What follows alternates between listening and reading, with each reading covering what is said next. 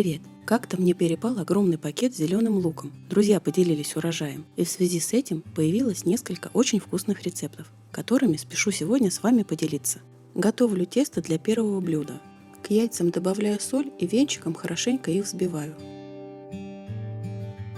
Добавляю натуральный питьевой йогурт, сметану и соду. Смесь хорошенько перемешиваю, теперь можно всыпать муку. Я кладу ржаную и овсяную. Тесто получается достаточно жидким. Добавляю в тесто мелко нарезанное вареное яйцо. Большой пучок зеленого лука мелко режу и выкладываю в тесто.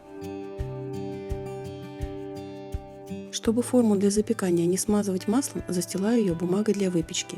Луковое тесто перекладываю в форму, разравниваю и сверху посыпаю кунжутом.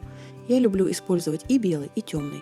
Выпекаю пирог в разогретой до 180 градусов духовке ровно час. Есть такой пирог можно как в теплом, так и в холодном виде. Пирог просто невероятно ароматный. Сверху румяная хрустящая корочка. Внутри пористый и, конечно, немного влажный, как и вся выпечка из овсяной и ржаной муки. К тому же в нем очень много сочной луковой начинки. Мои домочадцы оценили этот пирог в сочетании с куриным бульоном.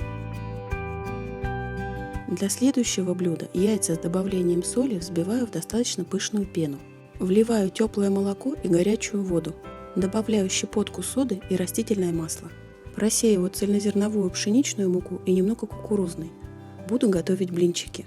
Тесто для блинчиков хорошо перемешиваю, чтобы не было комочков. Теперь добавляю натертый на мелкой терке сыр и нарезанный зеленый лук. Тесто с луком и сыром хорошенько перемешиваю и даю постоять минут 15. Перед выпеканием первого блинчика разогретую сковороду немножко смазываю растительным маслом. Наливаю небольшой половник теста и разравниваю блинчик. Диаметр блинчика примерно 15 см. Пеку блинчики на среднем огне. Как только верх поменяет цвет и станет матовым, блинчик переворачиваю. Пока вы будете готовить эти блинчики, вокруг вас будет витать такой неповторимый аромат. Очень жаль, что видео не передает ароматы. Блинчики не только очень ароматные, но и сногсшибательно вкусные. Очень мягкие и нежные, разлетаются просто в 2 секунды. Когда надоедает сладкая выпечка, иногда готовлю закусочные кексы, для которых яйца перемешиваю с солью, добавляю творог, кефир, растительное масло и разрыхлитель. Вымешиваю до однородного состояния. Кладу понемногу трав.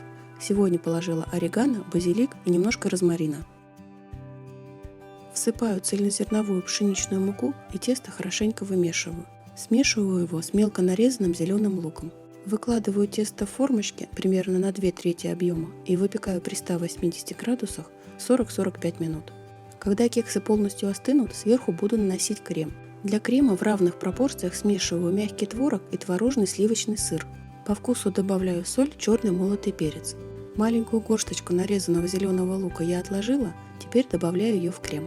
Теперь крем можно нанести на каждый кекс сверху. Можно сделать это при помощи ложки, но при помощи кондитерского мешка это чуть-чуть удобнее и несколько эффектней. Кексы на основе творога всегда получаются очень вкусными. Эти не исключение. Смотрите, какие они внутри пористые, воздушные, мягкие и упругие, и очень ароматные. Дальше приготовлю очень интересный салат.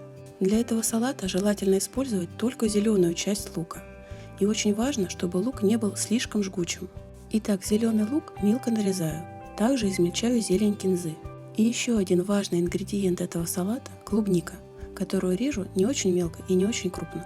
Все ингредиенты салата выкладываю в подходящую емкость. Немного досаливаю и перемешиваю. Когда мешаю, лук слегка обминаю, чтобы он стал мягче и дал немного сока. Сервирую салат на тарелке. Очень красиво и эффектно делать это при помощи какой-либо формы или сервировочного кольца. Готовлю яйцо пашот. В кипящую воду добавляю соль и столовую ложку уксуса. При помощи ложки делаю воронку и в самую середину, как можно ближе к воде, выливаю одно яйцо. Яйцо пашот варю примерно 3 минуты. Огонь делаю средний, чтобы вода кипела, но не слишком сильно бурлила. Яйцо пашот в этом салате выступает в роли соуса. И так же, как и клубника, немного смягчает и оттеняет остроту и резкость лука. Если любите лук, очень рекомендую вам приготовить этот салат. Откроете для себя очень интересное вкусовое сочетание. И еще хочу показать, как приготовить идеальную яичницу-глазунью. Отделяю белок от желтка.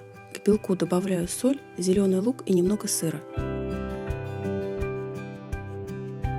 Сковороду смазываю растительным маслом и выливаю белковую смесь. Когда белок чуть схватится, выливаю желток. И желток останется точно на том месте, где вы его разместите.